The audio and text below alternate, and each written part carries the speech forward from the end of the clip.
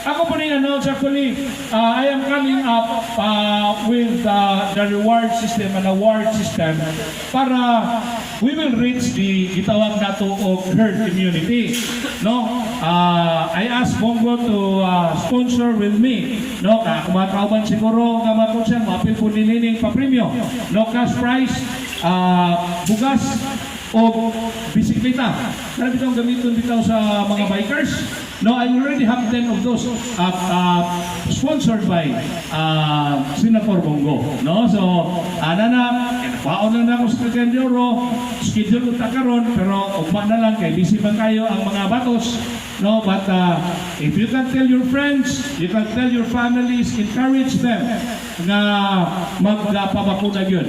So that maka-chance po sila to win the prize. Gani, I will talk to my city councilors and the mayor that as we reach the herd immunity, we will have the grand prize of house and lot. How do you like it? Yes.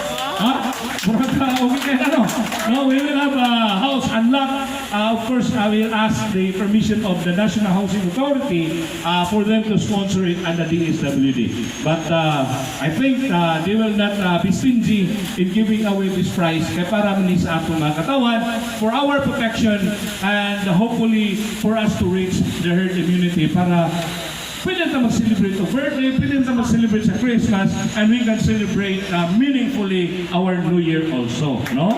And hopefully, pwede na po tayo magsaulog sa pista ni Senyor Santo Niño, no? So, kaninyong tanan, mora na akong gisulti, we are here.